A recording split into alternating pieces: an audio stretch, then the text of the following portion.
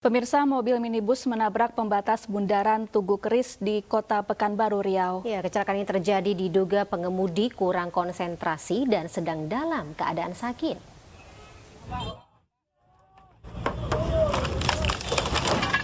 Mobil minibus menabrak pembatas bundaran Tugu Keris di Jalan Diponegoro, Kecamatan Sail, Kota Pekanbaru, Riau. Kecelakaan terjadi diduga karena pengemudi tidak konsentrasi dan dalam keadaan tidak sehat. Mobil ini datang dari Jalan Diponegoro hendak memutar balik ke arah Jalan Sudirman. Saat di depan bundaran Tugu Keris, sopir mengalami hilang kendali sehingga menabrak pembatas Tugu Keris. Akibat kejadian ini, mobil terbalik, ringsek parah dan bagian depan mobil hancur. Pengemudi yang mengalami luka-luka dilarikan ke rumah sakit terdekat. Karena kebetulan yang bersangkutan sedang sakit, harusnya tadi keterangan dari keluarga bahwa hari ini adalah jadwal untuk kontrol ke rumah sakit. Mungkin tadi agak sedikit kurang konsentrasi karena ada merasakan sakit. Kini, mobil minibus yang rusak parah diamankan di Satlantas Polresta Pekanbaru. Sedangkan pengemudi berinisial AR mendapatkan perawatan medis di Rumah Sakit Bayangkara Polda Riau. Dari Pekanbaru, Riau, Muhammad Yusuf, iNews melaporkan.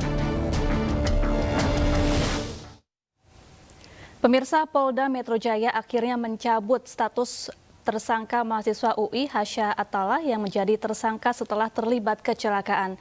Permintaan maaf juga disampaikan oleh Polda Metro Jaya atas kesalahan prosedur yang terjadi.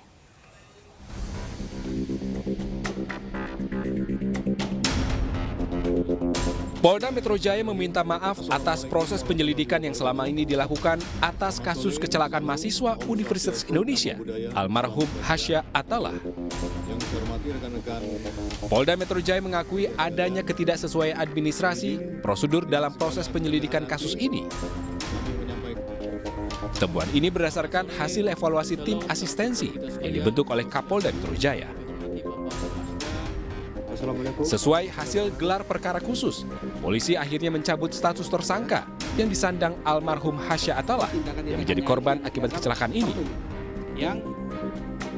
Polda Metro Jaya secara terbuka juga meminta maaf atas kesalahan prosedur yang terjadi. Dan evaluasi yang ditunjuk oleh Kapolda Metro Jaya menemukan bahwa terdapat beberapa ketidaksesuaian administrasi prosedur sebagaimana yang diatur dalam Peraturan Kapolri Nomor 6 Tahun 2019 tentang penyidikan tindak pidana terkait proses penetapan status dan tahapan lain terhadap perkara tersebut. Untuk itu, kami Polda Metro Jaya menyampaikan permohonan maaf terhadap beberapa ketidaksesuaian. Sebelumnya, polisi menetapkan almarhum Hasya sebagai tersangka. Ia dianggap lalai dalam berkendara sehingga membuat dirinya meninggal dunia. Namun, pihak keluarga meminta polisi mengkaji ulang penetapan status tersangka pada Hasya dan mengembalikan nama baik Hasya. Sementara itu, purnawirawan polisi yang menabrak Hasya tidak ditetapkan sebagai tersangka karena dianggap telah mengemudikan kendaraannya di jalur yang benar. Tim Liputan iNews melaporkan.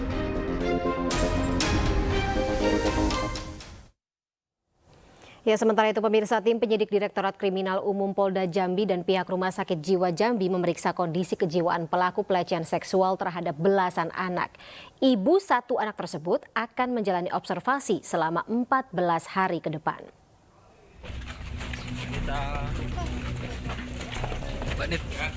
Didampingi petugas di Treskrim Polda Jambi, YN 25 tahun, pelaku pelecehan seksual 17 anak di bawah umur, dibawa ke rumah sakit jiwa untuk menjalani pemeriksaan kejiwaan.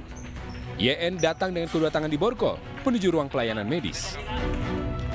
Ibu satu anak ini akan menjalani observasi selama 14 hari ke depan di Rumah Sakit Jiwa Jambi. Untuk memeriksa kondisi kejiwaan YN, dokter spesialis kejiwaan akan berkoordinasi dengan psikologi, untuk mendiskusikan hasil pemeriksaan YN.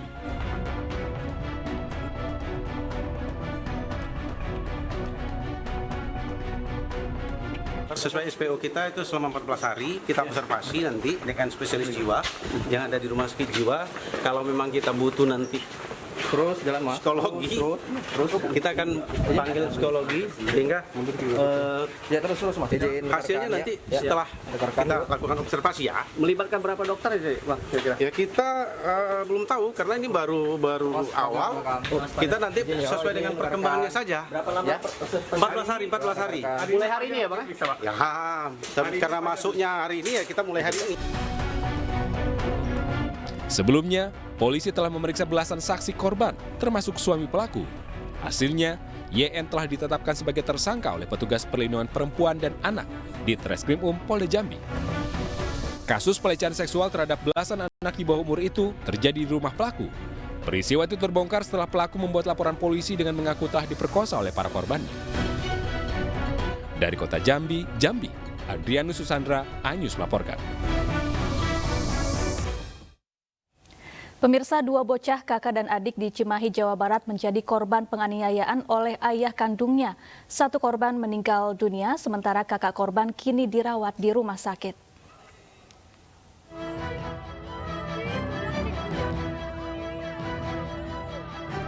Rasa simpati dan miris warga ini seketika meluap saat melihat seorang bocah laki-laki dievakuasi dari atas rumahnya di Jalan Pesantren, Kelurahan Cibabat, Kecamatan Cimahi Utara, Kota Cimahi, Jawa Barat.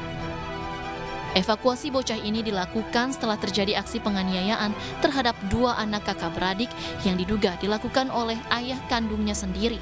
Dalam peristiwa ini, 1 orang anak wanita meninggal dunia, sementara kakak korban jalani perawatan di rumah sakit. Warga sekitar sempat mencurigai saat penganiayaan terjadi. Selama ini, korban tinggal bersama ayah kandung dan ibu tirinya. Kedengaran ada geledak-geleduk gitu. Suara-suara keras. Suara keras, ya dikira teh gajelang-gajelangan anak gitu. Pas keluar, ibu ngelihat ada motor bapaknya. Sehari-hari pernah lihat nggak dia menyiksa anaknya teh? Nggak, emang tertutup. Cuman suka ada kejanggalan kayak biru-biru mukanya anaknya gitu. Oh, tadi sempat lihat ya teh ya? Kalau tadi mah parah banget birunya. Oh, teteh lihat tadi. Itu digendong sama bapaknya sama ibunya? Bapaknya. Terus pada saat dia bawa yang korban, terus kakaknya ditinggal di mana teh? Di dalam, dikurung di dalam. Dikurung di dalam.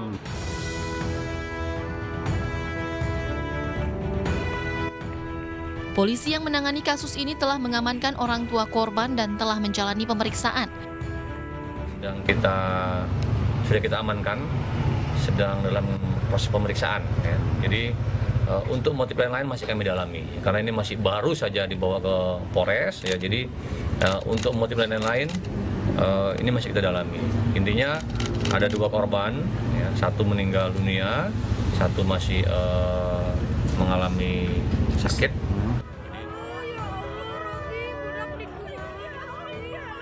Guna penyelidikan, jenazah korban telah diotopsi di Rumah Sakit Sartika Asih Bandung, sementara kakak korban masih dirawat.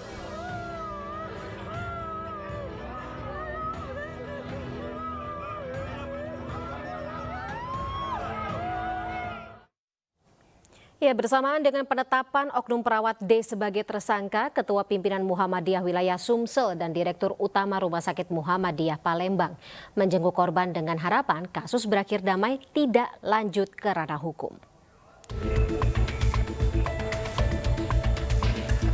AA, bayi yang jarinya putus karena kelalaian seorang oknum perawat saat membuka infus, masih dirawat intensif di ruang VIP Rumah Sakit Muhammadiyah Palembang. Ketua Pimpinan Muhammadiyah Wilayah Sumatera Selatan dan Direktur Utama Rumah Sakit Muhammadiyah Palembang menjenguk korban sekaligus mediasi dengan keluarga korban. Dari pertemuan tersebut, pihak Rumah Sakit Muhammadiyah berharap agar penyidik kepolisian dapat melakukan upaya kondusif agar kasus ini berakhir damai. Mediasi yang kita lakukan agar ada pertemuan, mereka terima. Tinggal nunggu anaknya sembuh dan sudah berada di rumah. Berkaitan ini, pihak pasien dengan Ibu D, kata kamu tadi, Saya kira tinggal nunggu waktu saja, tinggal nunggu waktu bisa berdamai, kondusif, dan akan terjadi pertemuan kekeluargaan yang nanti ujungnya tidak akan sampai ke ranah hukum. Sementara itu dari hasil pemeriksaan keterangan saksi-saksi dan gelar perkara, pihak kepolisian Polrestabes Palembang telah menetapkan oknum perawat D sebagai tersangka. Daripada alat bukti yang ada, keterangan saksi, kemudian juga dari bukti petunjuk dan bukti surat, kita naikkan dan menetapkan salah satu tersangka inisial DN. Perawat itu ya, Bang? Lanjut, ya, selanjutnya. Sebelumnya kasus ini terkuak karena adanya laporan dari ayah korban ke Polrestabes Palembang mengenai malapraktek oknum perawat di Rumah Sakit Muhammadiyah yang menyebabkan jari anaknya yang masih bayi putus. Kini kondisi korban berangsur membaik dan dalam waktu dekat akan segera pulang ke rumah. Dari Palembang, Sumatera Selatan, Guntur Anyus melaporkan. Dinas Kesehatan Provinsi DKI Jakarta mengungkap 2 temuan kasus gagal ginjal akut pada anak. Ya, dari 2 kasus tersebut 1 diantaranya meninggal dunia dan informasi selengkapnya sesaat lagi.